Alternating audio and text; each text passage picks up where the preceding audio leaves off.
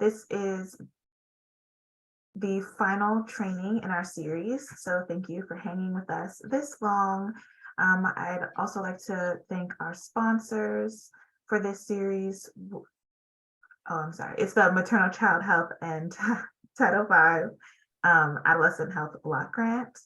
My name is Alexis Phillips. I have dark brown, blackish curly hair, and I'm wearing black rimmed glasses and a sky blue colored top. I use she, her pronouns, and I am the Policy and Assessment Specialist for the Adolescent and School Health Unit, which is housed within the Public Health Division at the Oregon Health Authority. My team in Adolescent and School Health is on a mission to support the health of all youth in Oregon. Our work includes adolescent health policy and assessment, school-based health centers, school nursing, youth sexual health. In today's training, we are joined by Matchstick Consulting, who will be discussing youth participatory action research. So without further ado, I will pass it to them to get us started. Thank you so much, Alexis. I'm so happy to be here. My name is Liz. I use she, her pronouns, and I'm the director of Matchstick Consulting. And I'm here alongside my teammate, Bianca. We'll be sharing and giving you an introduction to youth participatory action research. And as we introduce ourselves, like I said, my name is Liz. I use she, her pronouns. I have curly blonde hair. And I am wearing a black sweater with some graphic design and have a wood paneled background. And I will pass it over to my colleague Bianca to introduce herself. Good morning, everyone. My name is Bianca Karjalainen, and I use she, her pronouns. I'm the program assistant at Matchstick Consulting. I have dark brown hair that's pulled back, brown eyes, freckled skin. I wear glasses and have on a yellow top with a colorful scarf. My background has white walls and a green plant. Thanks, Bianca. And we would love to get a sense of who's in the Zoom room with us as well. So please take a moment and share your name, your pronouns if you'd like, and your organization in the chat with us. Just helps us get a sense of who's in the room. And for context, I'm also Zooming to you from my home in Northeast Portland, where I live with my husband, my 2 kiddos, and assortment of animals. And so before we dive into some content, just want to tell you a little bit about Matchstick Consulting and what we do. We are a small business, and we are rooted here in Oregon. And we work alongside schools, local and state government, tribal nations, community-based organizations, private companies, to help them make meaningful change and really create places where folks are healthy, connected, and thriving. And a large part of our work right now is supporting youth-led strengths-based suicide prevention through sources of strength. I know I've seen a couple of familiar faces, and so that might be a familiar connection to you all. We have been, and myself, even before Matchstick Consulting was around, have been supporting youth participatory action research, or what I will call YPAR, in Oregon for over a decade. Across several different roles. And what I'll be talking about today is really focusing on the training, support, and evaluation that was provided to grantees of the Oregon Health Authority who were doing YPAR as a part of their work that started in 2018 and went until 2021 in partnership with my dear colleague at the Inquire Group. And I also just want to show some love to the folks who make this work possible. First of all, Izzy McDonald, who is a student at Bend High School. She was hoping to co-present with us today, but it's school, and so you'll be hearing from her later via video. Kari Green, who was my colleague and dear partner in the training and support and evaluation work you'll be hearing about. Matt Fox, who is a teacher at Bend High School and an absolute champion for this work, and just a real deep appreciation for all of the YPAR students and Youth Action Council facilitators who help to inform our work and for whom we are eternally, eternally grateful. So our plan for today, we want to resource you all with a definition of what youth participatory action research is and its key components that we found through our work, so that there's sort of a shared language and understanding there. And then we want to discuss the impact of YPAR as a tool for youth engagement. And that's where we'll share some of the outcomes from our evaluation work. And then we also want to make sure that you've got some resources where you can go to find more information and start thinking about considerations or what it could look like to use YPAR as a strategy in your own community, school, or organization. And our hope is that you really leave today feeling intrigued and eager to learn more. So in just a moment, I'm going to be sharing a pre-training poll. We welcome you to select how much you agree with the following statements. We'll also be offering a post-training poll at the end of the presentation as well. And you also, there's 3 questions. You may need to scroll down to see the 3rd question.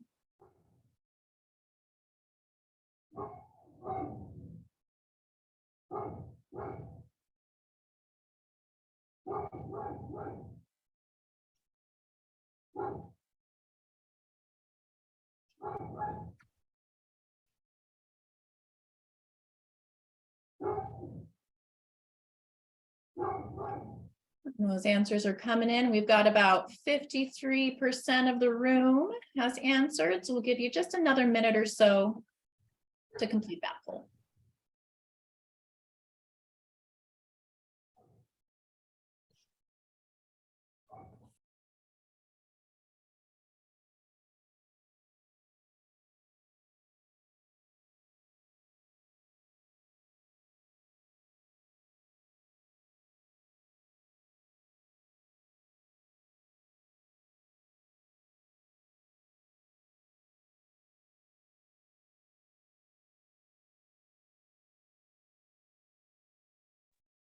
All right, thank you so much all for participating in that. So whenever we're in community with each other, we use these group agreements derived from Singleton's Courageous Conversations About Race. Take care of yourself today so you can stay engaged, whatever that looks like for you. Feel free to turn off your screen, step away to grab a glass of water, whatever you need to help stay engaged. To speak your truth responsibly. To accept and expect non-closure. Today we'll be offering a really high-level overview of YPAR. It's possible that you may leave this presentation having more questions than you had to begin with, and that's okay. Be willing to experience discomfort and to try a different way. Listen to understand and honor wisdom in the room. We want our time today to feel like a conversation. We encourage folks to share their questions in the chat, and we will plan to hold space at the end of our presentation to answer any questions. Fabulous. Thank you so much, Bianca. And so before we dive in, I want to hear from you all. So either in the chat, or you can feel free to unmute and grab the mic and use your voice. I'm curious, what words, phrases, or images come to mind when you hear the word research?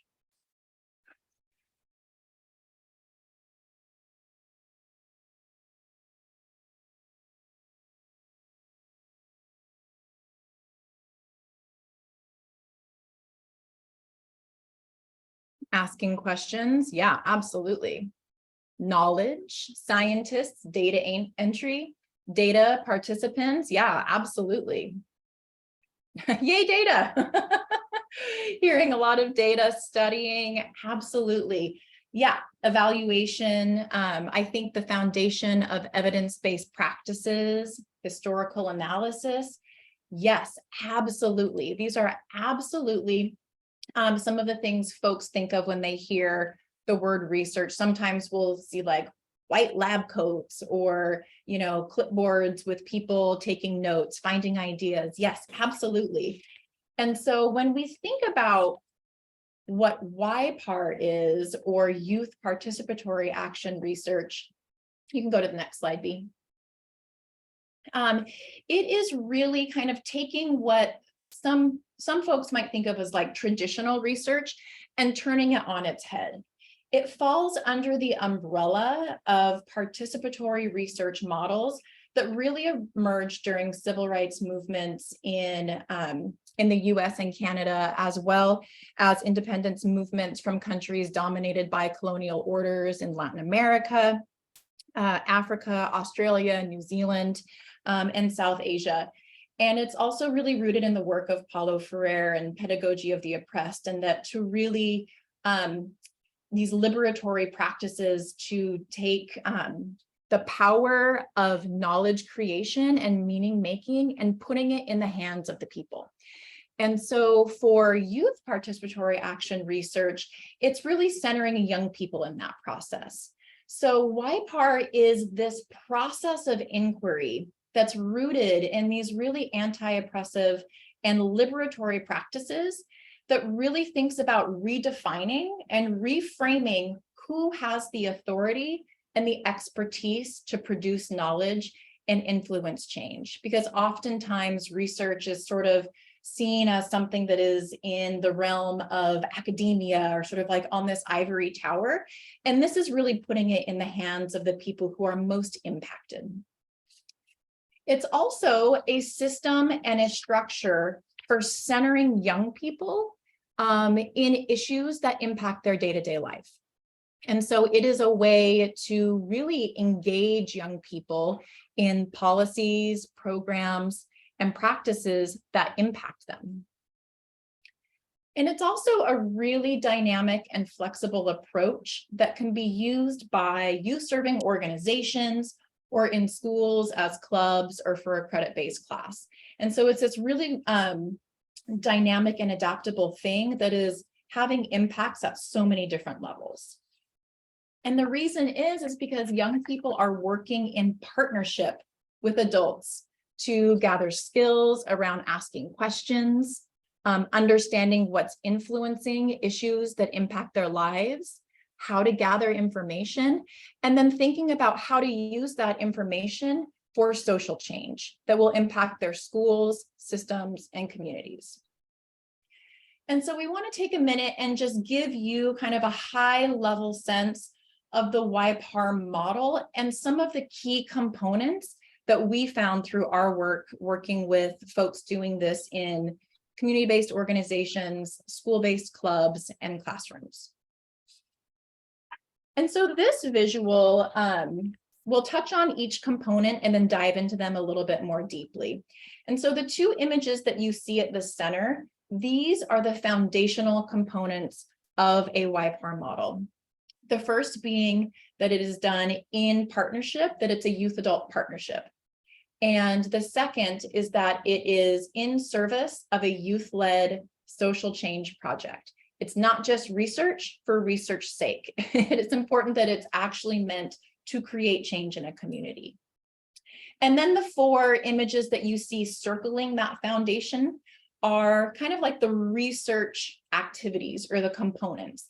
And they're intentionally placed in a circle because it's not meant to be this like linear thing that you start here and end here. It's really meant to be iterative, and folks can enter into the process at any one of those 4 dot points. And I'll talk more about that a little bit later because this work really varies by context, setting, and where you are. So diving into the youth-adult partnerships components briefly. So I know that there have been previous sessions in this training series that center on building youth-adult partnerships and also the different models of youth engagement. So YPAR is really rooted in a true partnership. So it is the idea that both adults and young people have equal contribution to this work, that they both have wisdom and gifts to share. So it's a give and take, right? And so this can really be a paradigm shift for organizations or institutions that typically there's a hierarchy, right? And so oftentimes adults in those systems, whether it's a school, kind of have this posture of, I am here to impart all of my knowledge and wisdom on these students. I tell them what to do, but really YPAR is asking adult facilitators to show up as a partner.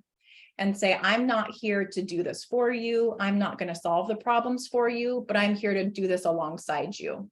And really be like those guardrails where you are providing guidance and support, but not doing or showing up and fixing.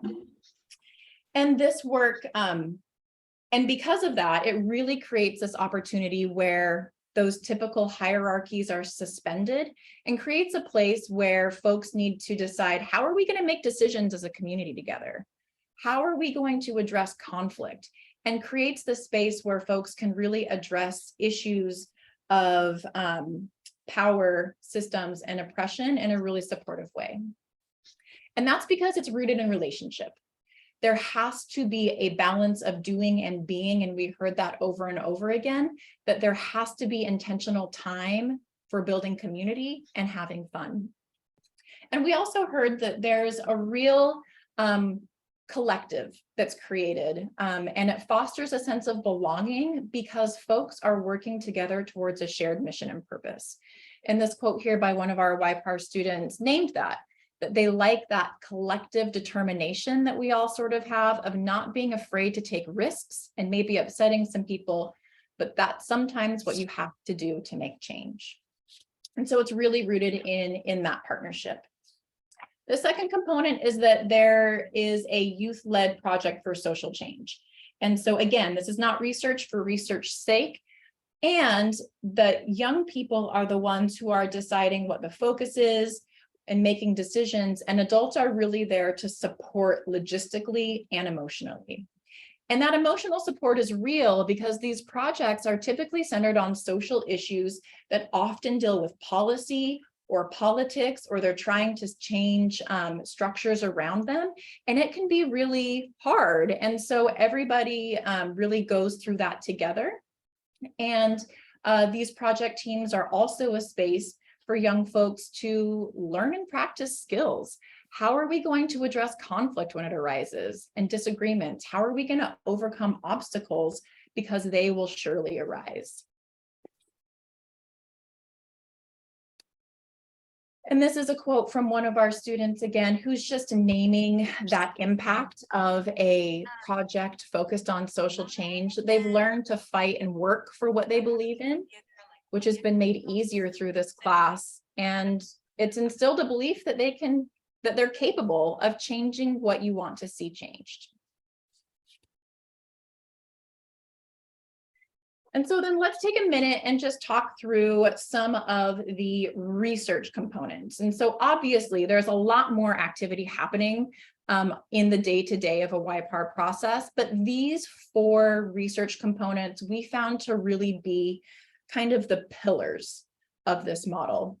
And so again, this is not meant to be this linear thing where it's like you start here and you end here. But these activities are really meant to be in service to the project. And so, for example, it invites teams to really clarify their issue that they're thinking about and how they're asking questions.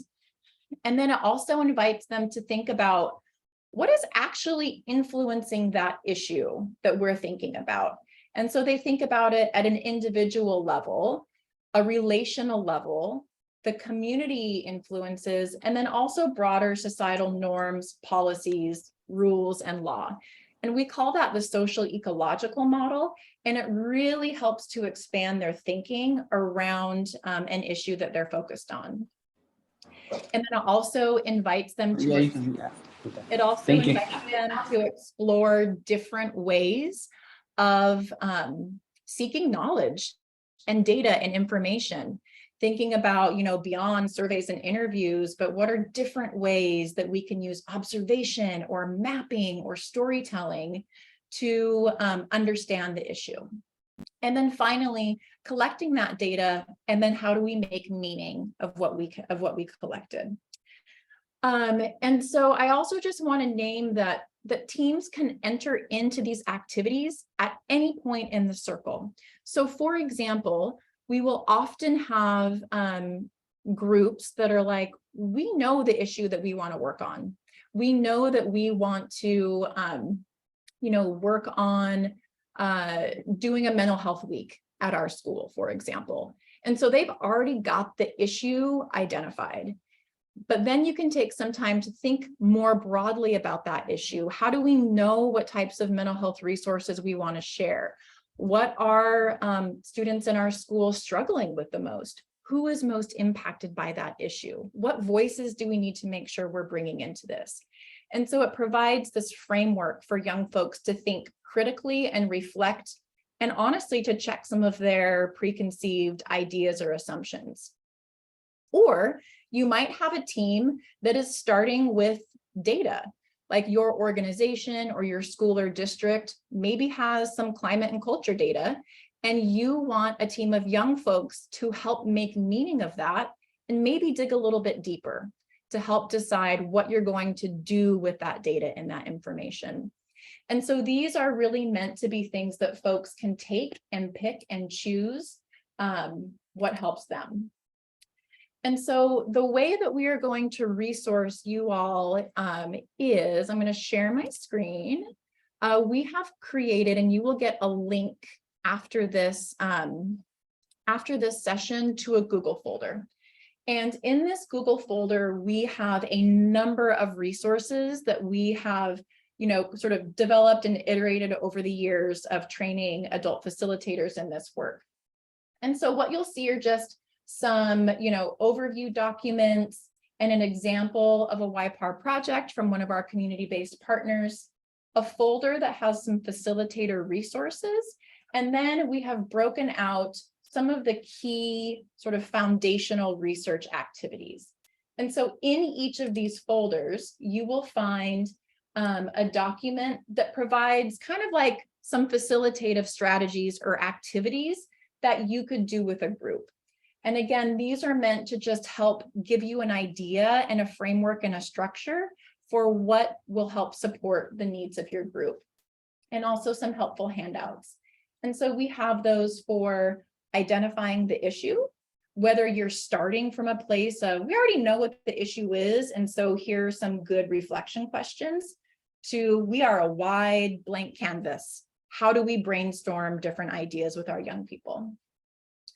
We also have a folder for how to structure a conversation around thinking about their issue from multiple levels, which again, we call the social ecological model.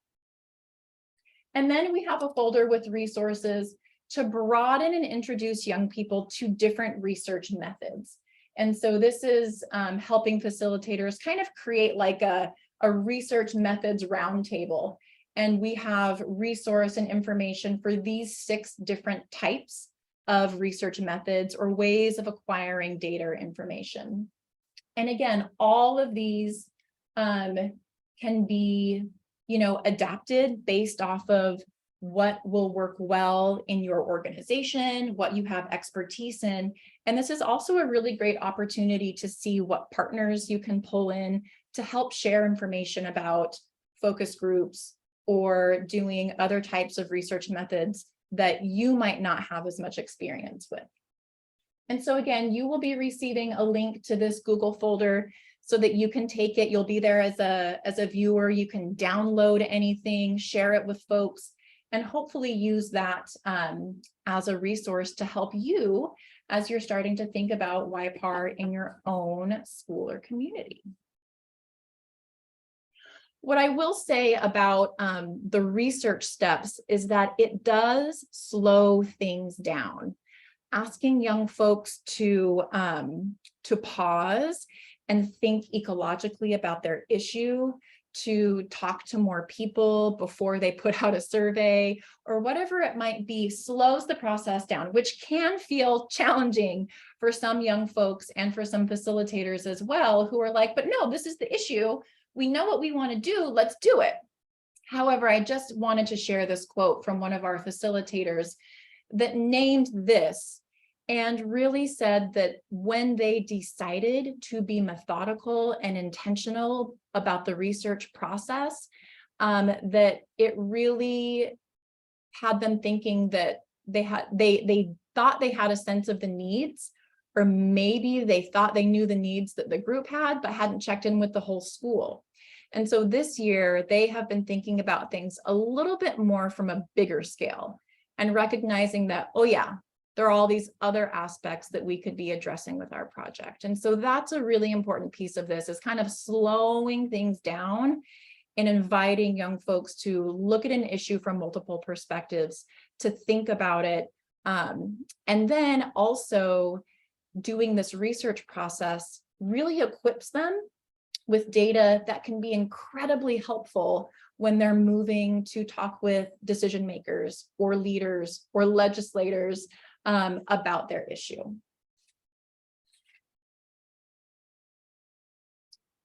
Great.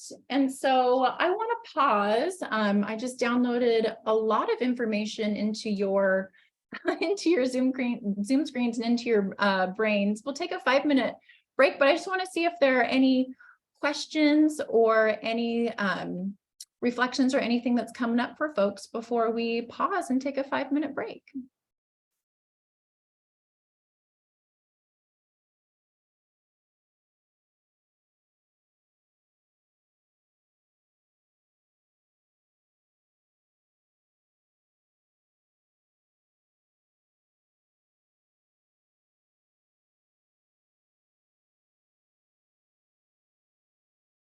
Okay, not hearing any. So I want to give folks a 5-minute break to take a break from the screen, stand up and stretch. We've been going for a little bit.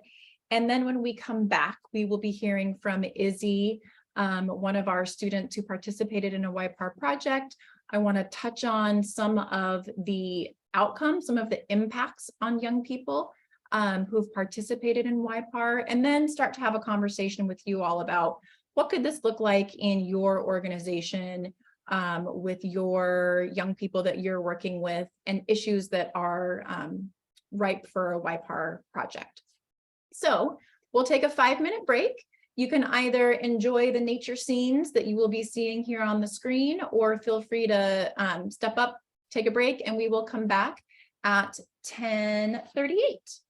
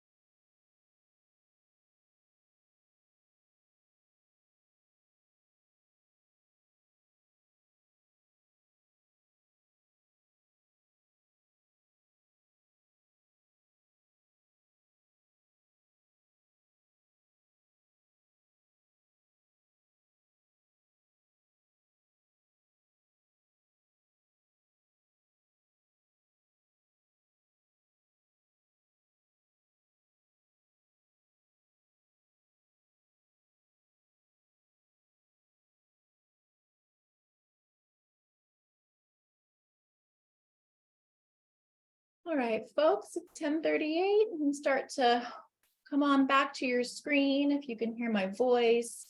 And we are going to tee up a video. The next part of our session, we really want to dive into what the impact on young folks are who participate in the YPAR process. And while Bianca's teeing up the video here, it's about 4 minutes long. And I would love for you all, as you're listening to Izzy talk about her experience, reflect on or listen for what does she name as some of the impacts being for her? What feels meaningful to her? And then we will talk about that after the video. So here's Izzy. Donald, I'm a junior at Bend High, and today I'm going to be talking about my experience in design justice. So design justice is a really unique class that allows you to follow your passions, and you can really make a difference school-wide or even statewide. It really focuses on student-based projects, so you can basically choose how you want the class to go and what you want to focus on, and I think that's a really interesting opportunity for students to have, especially since all our other classes, our teachers are telling us what we need to do and what we need to learn, and in design justice we can kind of choose our own path, and it's pretty cool. Design justice helped me develop skills that I could apply to my other classes or just life in general, which has been really helpful. In all of the projects that I did, I had to use design skills and communicate with adults. One of the biggest projects that I worked on last year was working with Mosaic Community Health Center that we have in our school, but what we realized is that a lot of students didn't know about it, and they didn't know about that resource that they had. So what we worked on was promoting it, as well as helping Mosaic in their rebranding. Me and 2 other students, we worked for a while designing pamphlets that we were going to roll out to the entire school, and we did this in an advisory presentation where we also made a slideshow that explained basically where Mosaic is, how you can make an appointment, what services they have, and we also included this in the pamphlet. All the information that we had in here was information that Mosaic wanted in there, and we just figured out how to format it. We gave them a rough draft of it, and they said, here's what we like, here's what we don't like, and we followed what they wanted, but we were able to put like our own creative twist on it.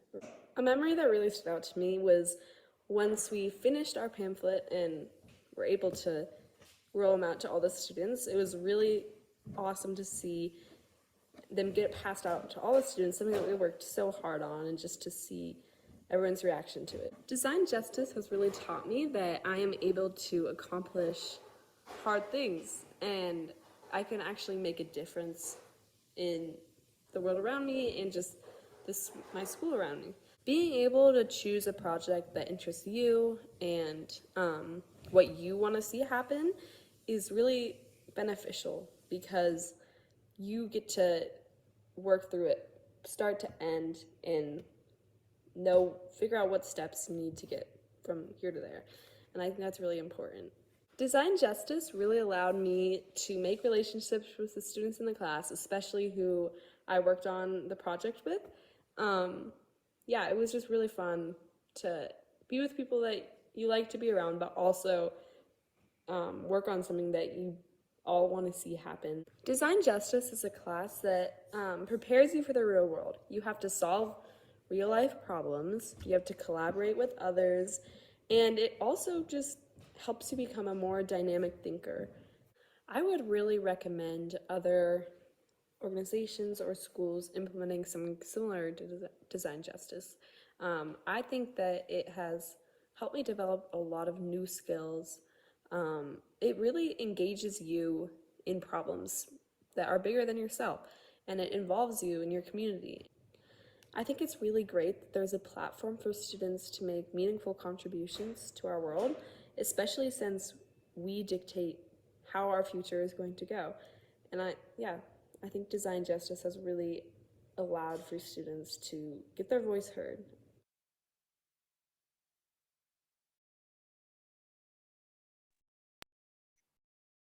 All right, sorry about that, folks. If you had a black bar across your screen, I didn't see a black bar, but I heard from a few. So apologies if you didn't get the full experience of Izzy's video. I did drop the link in the chat, and so that is available on YouTube, so you can go and watch it again and hear it. But from what you heard or from what you read on closed captions, I'm curious, what were some of the impacts that you all heard Izzy name? What did she say were some of the things that she got out of participating in Design Justice, which was the class at Bend High School that uses a participatory research process? What did y'all hear? You can unmute or drop it in the chat.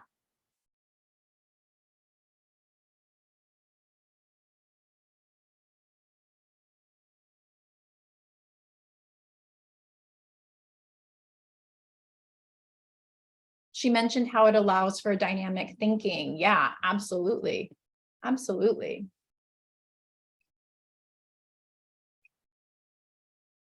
What else? Maybe one or two things that y'all heard.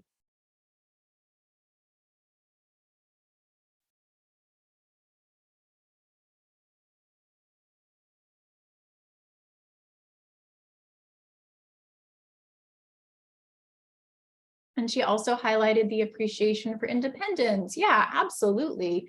I think Izzy really named that, really helped to outline everything she said in her video, names the key outcomes that we see over and over again when we talk with young folks and adult facilitators about this process. And so I want to touch on, again, just briefly, what we found when we evaluated the impact of YPAR on young folks. And this is looking at both survey data as well as some qualitative data through written reflections. And we also did a photo language process with young folks where they used images that represented their response to a prompt and then would share about it. And then, yeah, absolutely, the opportunity to choose what's most important to the youth by them. Yeah, absolutely elevating, like, we get to focus on what's important to us and figure out a way to address it. And so some of the constructs or concepts that we looked at specifically for the survey that was developed for this, these items came from the California Healthy Kids survey. And we use those. This was before Oregon's Student Health Survey changed their questions to include a lot more about school climate and culture. And so there is some of the concepts that we looked at. There were 3 buckets. The first was the strength of school relationships. And so those were questions that asked about their connectedness to their school, their connectedness to peers, their connectedness to adults in school, and also the strength of positive peer relationships. The other component that we looked at was social emotional learning. And so that was an umbrella of several different topics that included problem solving, emotional regulation, like knowing what to do when you're struggling with something, cooperation and communication, and empathy, the ability to see a perspective from somebody else, or to see an issue from somebody else's perspective. And then even though we didn't sort of like look for it at the beginning, this construct of gaining really relevant and meaningful skills came out really strongly in all of our qualitative research. And so that's definitely a construct as well. And so let's look at some of the survey data. And so here in this next slide, let me tee up what you're seeing here. So we surveyed students in the 2 classes that were doing YPAR. That's at Bend and Sisters High School in Deschutes County. And at the beginning of the term, that's the light blue bar on the left. And on the left side is their social emotional learning score. So the total that they could get if they answered like strongly agree on all of those items was a 36. And so both schools, Bend and Sisters, had a significant increase in their collective social emotional learning score from beginning of term to end of term. And then if we look to the right, their strength of school relationship scores also increased significantly. And so the highest score that was available on that one was 27. And so you see both schools had a significant increase across both of those constructs. And so now if we look at it at like a specific student level, these dots are students, and you can see the change in their score from beginning of term to end of term. And so on the left, we have students in design justice.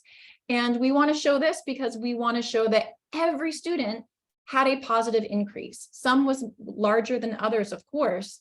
The only 2 students that did not show a positive increase on their social emotional learning score were 2 students on the right in Sisters High School who already scored the highest that they could be on that set of questions, 36. And similar for the strength of school relationships. There was also a wide range in growth in this item, but every student had a positive increase. It was really interesting when we shared our data back with students and asked them to help us make meaning about it. They shared that the questions on here asked about the relationship and connection to school broadly. And they had said, if you had asked us about our relationship and connection to this class, then that would be a totally different subject, right? So that really highlights that there was some incredible bonding and a sense of belongingness that happened within the context of that class. And but it also impacted their connection to adults and school more broadly. And then they also really talked about how much they appreciated the opportunity to gain some practical skills. They would name real world skills almost every time we talked to them. And I think Izzy really talked about this, like taking an issue and breaking it down from start to finish. How are we going to get this done? So really gaining skills in project management, how to make an action plan, and then how to communicate with decision makers. How are we going to negotiate having a conversation about this issue with our principal or with elected officials or with school boards or whomever it might be? And then also gaining skills in research, like how to ask an unbiased question, thinking really broadly and ecologically about what influences behavior or what influences an issue that they're interested in. Where are those levers of power that they can actually pull on to impact change? And this is a quote that I think really highlights multiple components of those outcomes. And so this student names that they learned how to use my voice with power and confidence. I have really grown and have learned to step out of my comfort zone, especially with everyone who is in this class. They really cheer you on and help you grow. And I think that's what's made me have a lot more confidence in myself, which leads me to using my voice with power. And so that's really touching on their growing in skills, but they're building relationship, and that's encouraging them to step outside of what their typical comfort zone is and try something different and stand in a place of power, which is super incredible. And so what, just to kind of sum up like what we heard from young people and from adult facilitators, is that this process, this YPAR process of inquiry can really be transformational for young folks and for adults in the places where they live, work, and learn. And so for young folks, they are really expanding their social and emotional skills around cooperation and empathy, and also strengthening their relationships, both with peers that they're working alongside and with trusted adults in their schools and in their communities, which we know in and of itself is a huge protective factor for young people. And at the same time, they are gaining these really relevant real world skills. One of the young folks that we heard from was like, this class is the closest thing to real life that you will ever get in high school, which I just really appreciated. And even though we weren't looking for it at the outset, we heard over and over again that participating in this process was really powerful for adults too. And it's not surprising because they are creating real and authentic connections and a partnership with young people, and have a shared sense of purpose through the projects that really increase satisfaction for adults in their role and in their setting. They really, when we talked with teachers who are doing this in a class or facilitators doing this in a club or a community-based organization, they really talked about how fulfilling it is to work side by side with young people on issues that matter to them. And then finally, the schools, programs, organizations, communities where the YPAR project is happening are reaping the benefits of that work, because young folks are striving for change, striving for impacts that matter to them. And so that is leaving a legacy for many young people and communities behind them to experience. And so some of those examples, just to give you a sense of the types of YPAR projects that folks have engaged with. And again, these are examples that I'm aware of from our time supporting grantees, as well as early on when we were just piloting this YPAR work in Oregon. And so I'll touch on a few of them just to give you a sense of what we're talking about. There was a topic here. So the left column outlines the different topics that folks were focused on, and whether that was done in a school-based class, a school-based club, or a community-based organization, and then what the outcome was.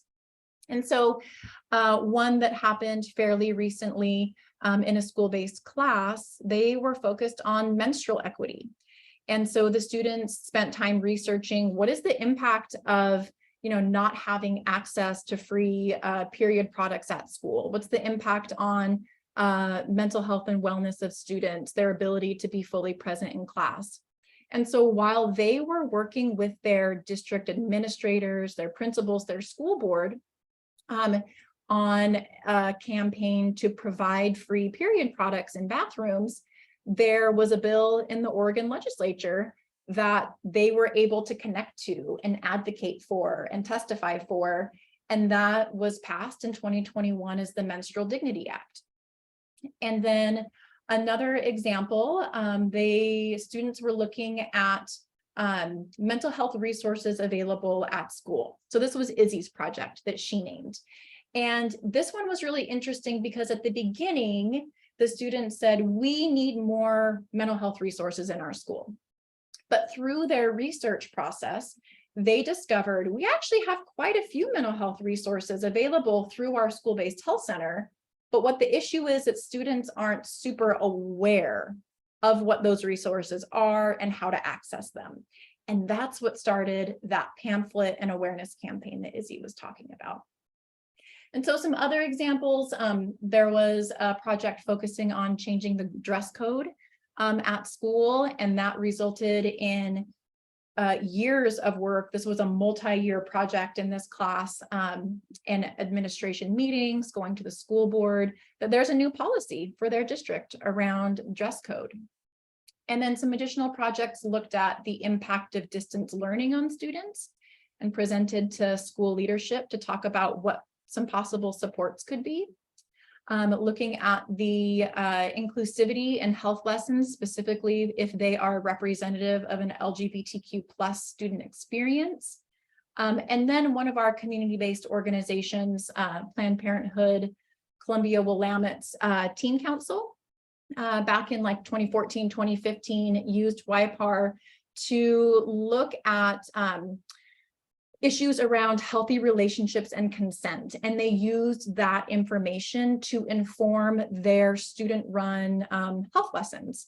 And they were like, wow, this is an area that we really think young folks need some more conversation about. And so they created some specific lessons about healthy relationships and consent. And so those are just, again, some examples that I'm aware of. I know there's a lot more out there that are happening. And as you're starting to think about and have gotten just like a really high level intro into what YPAR is, what some of the key components are, and what some example projects are, hopefully you're starting to think like, oh, what would this look like in our organization, in our community on issues that we're working on? And so if you're interested in YPAR, it's really important to consider some things. Because while, yes, it is incredibly adaptable and flexible, it's also really important that some pieces are in place. So first and foremost, you got to know your why. What's your why for wanting to do YPAR? Are you interested in doing a YPAR project to inform your organization's policy strategies or strategic plan for the coming years? Are you wanting to do YPAR simply as a method to engage young people in your work?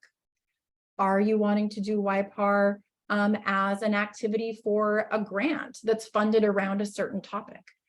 It could fit into any of those situations, but it's really important to have that clarity up front. And then you'll want to think about whether YPAR is the best fit for your organization, the group of young people that you're working with, your timeline, or your project. I think particularly when we are, oftentimes we're talking about doing this work in a school setting. And like I mentioned, it is really intended to suspend those typical hierarchies that we find in those institutions. And oftentimes leaders in those spaces will be like, oh yeah, youth voice, we're all for student voice, until they actually come and say, well, we're here and we want to change the dress code and here's why. And so there needs to be some real reflection on how willing is our organization, is the work that we're doing to share power with young people, knowing that that's what this will look like. And then the other thing that we noted is that if you are working with a group of young people that sort of like drop in and drop out and come and go, YPAR might not be the best fit for that, because it really does take a collective group maintaining over the many steps of this work and kind of like sticking together and doing it as a team.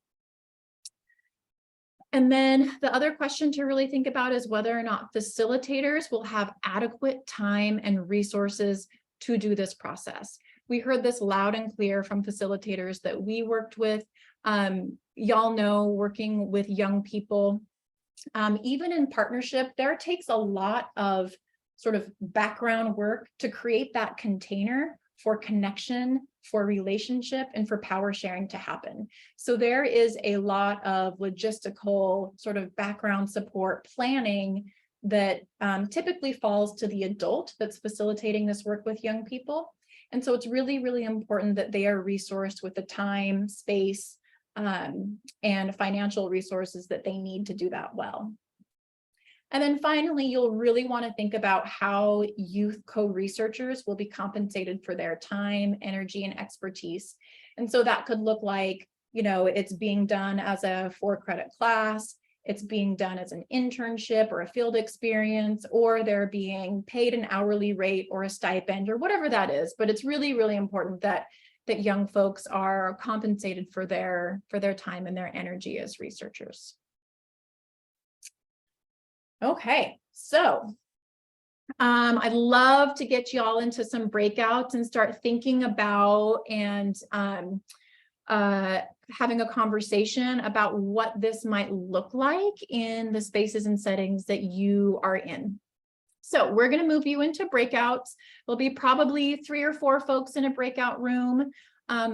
Please take time to introduce yourself if you're in there with folks that you don't know, and then consider these questions. How might YPAR fit within your organization or your work or some projects that you're working on? What are some issues or topics that you are hearing from young people that could be the focus of a YPAR project? And then what questions or wonderings do you have? We shared a lot of information in a really short amount of time.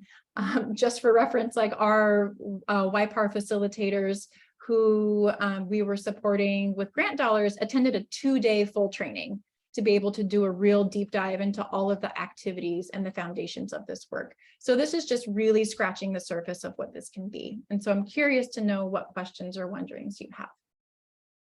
So we're going to go into breakouts. I think let's go into breakouts for 10 minutes. We'll be there for 10 minutes and then we'll come back, have some time to, converse as a large group, answer some questions, and then we will start to move towards closing and our post-training poll. So Bianca's going to whoosh you into some breakouts, and we will see you back here at about 11:13.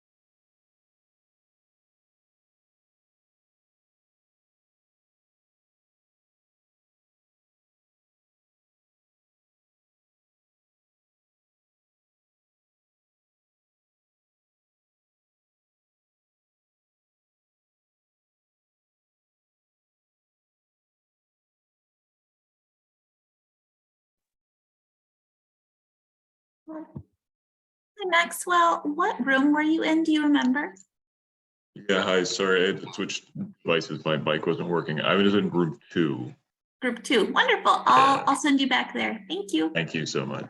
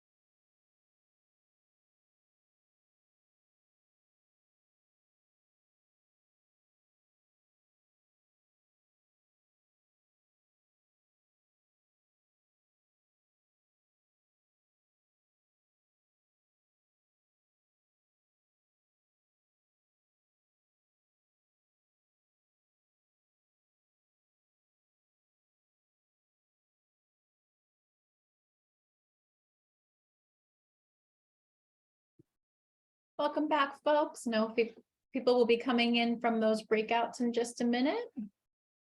And I'd love to hear what y'all talked about. Welcome back. Welcome back, folks. Welcome back. Right, I think we've got just about all of the folks whooshed back in from your breakouts. And I'd love to hear if a couple of groups would be willing to share just some of the conversation that you had or some questions that you're holding. And we can take a few minutes here to debrief. Yes, Ruida. Please tell me if I pronounced your name right. It's Rueda. Rueda, go ahead.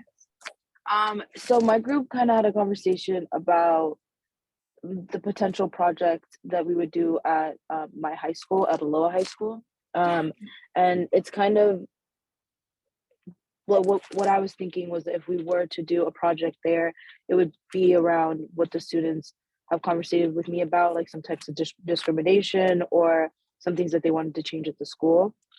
But we had a question that if they were to do a project like this research project, would the credits go, would they be able to get credits from this, and how many credits would they be able to get? That's a really good question. And so that would be a conversation that would need to happen with Aloha High School, because every school sort of determines if it's happening within the context of a school. If it's happening as a class, then oftentimes it's an elective credit, and the number of credits really vary school by school.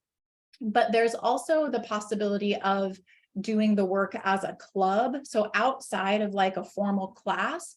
And sometimes students can get, depending on the school, either like community service credit. I know there are some schools that require some type of like volunteer hours or community centered time. And oftentimes students can also make that be like an inquiry course or a, you know, like a capstone course. So there's lots of different ways for students to get credit, but that really depends on the school. What I'm also happy to share is some examples of like course descriptions of credits that other schools have done to support this work. So if that's helpful in talking with leaders or admin or principals, to be like, well, this is how, you know, this school did it, and they structured, you know, students were able to get credits for it as a project. So I'd be happy to help provide that. Good question. Yeah, I definitely appreciate if you did provide that, because if this was a project that the students could do, I think they would be more inclined to do it if it was something that they would be able to gain credit with. Absolutely. Yeah, absolutely. And to be honest, the cool thing about YPAR is it's really, it is not a big lift to show the different sort of like learning targets or learning objectives that students can have, because they're talking about, you know, research methods, working together to create a project. So it's a really, it's packaged really well for that type of a 4-credit opportunity. So I would be happy to include that in our follow-up email.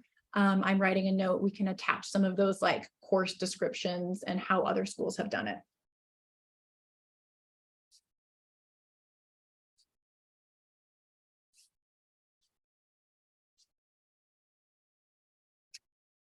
Other questions or conversations that you all had in breakouts? What are some other topics or conversations about whether this would fit in your organization or the work that you currently do with young people?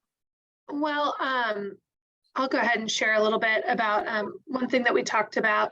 My name's Olivia. I work with the Pendleton School-Based Health Centers, and I actually have a youth-based project now. And so I'm experiencing a lot of barriers associated with that, and most specifically time. I'm working with the GSA, and I think it's awesome when you're talking about students who are enrolled in a class, and that's like dedicated at least 4 hours a week. And I basically get half an hour every other week for them to organize and come together, and that is really, really challenging to get anything done in any kind of actionable amount of time.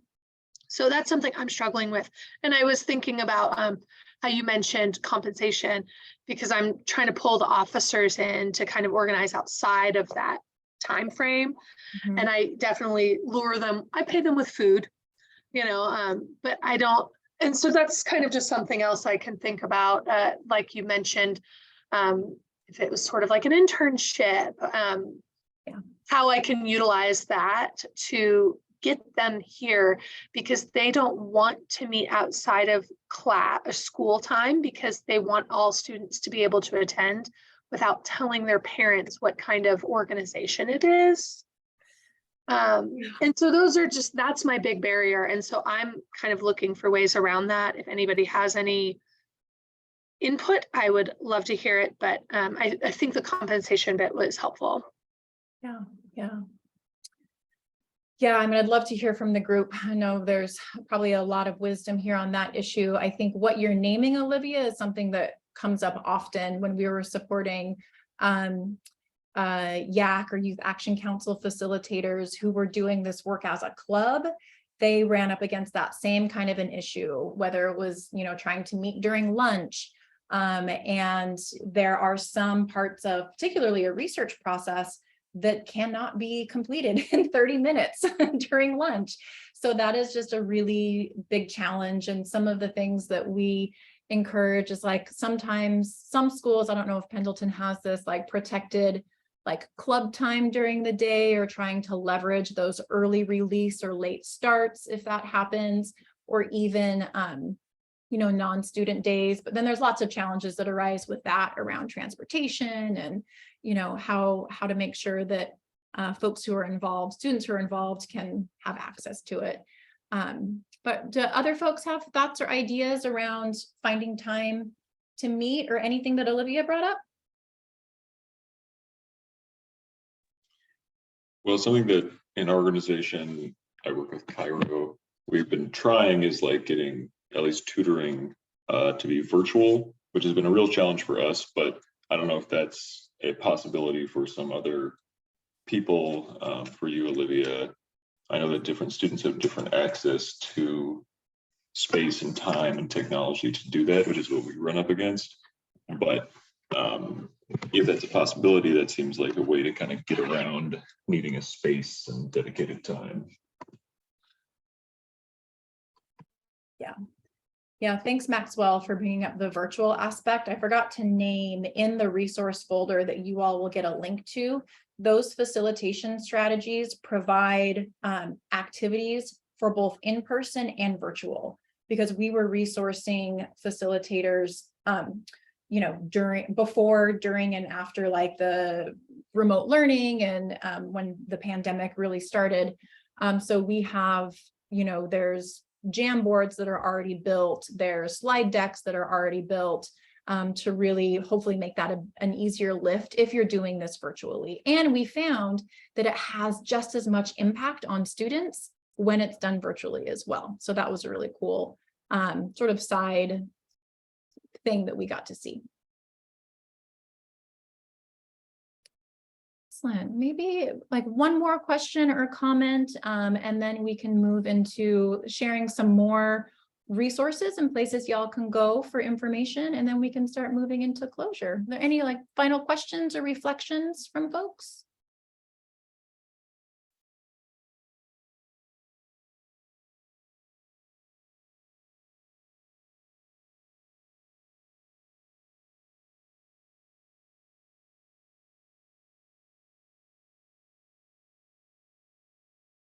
All right, I'm not hearing any right now, but hopefully we've planted a seed for you all to start thinking about how YPAR could support the work that you're already doing, enhance the work that you're already doing, or be a new strategy that you do when working with young people. So you can go to the next slide, B. Some additional resources, like I named, you all will receive a link to that Google folder with all of the different facilitation sort of strategies, some additional articles to read that are helpful, and then an example yearbook of a YPAR project from Planned Parenthood Teen Council that is just really fun to look at so you can see what their experience was like. The Oregon Health Authority, where Alexis works, also has a wonderful YPAR website with a ton of resources that are there as well. I also highly encourage people to check out UC Berkeley's YPAR Hub. They have a number of really great sort of spotlights and what projects look like there, as well as some additional exercises and activities that you can use. And then also our website as well. I'm happy to connect with folks if you want to, hear a little bit more about this work. This again was just like a real surface scratcher of what this work can look like. You can feel free to check out our website, and I will drop my email in the chat right now. I'll be happy to connect with you to hear more about what's going on in your organization or in your community and how YPAR could be a fit for you. Wonderful. Oh, go ahead. Are you gonna? Yeah, no. Similar to how we had our pre-training poll at the beginning of the presentation, we want to kind of get a feel of those same questions. And once again, just selecting how strongly you agree or disagree with each statement. So I will launch that poll. If you want to see the third question, you'll need to scroll up a bit.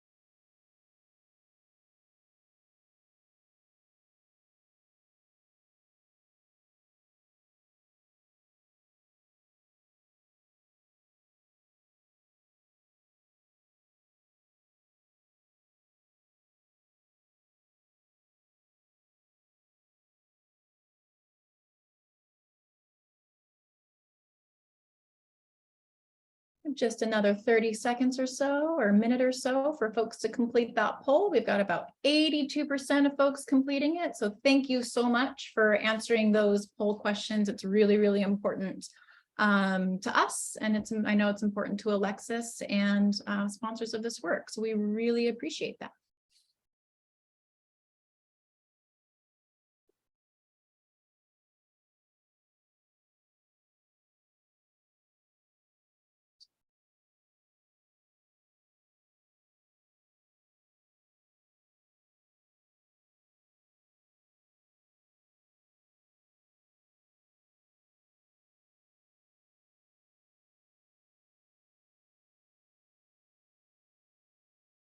All right.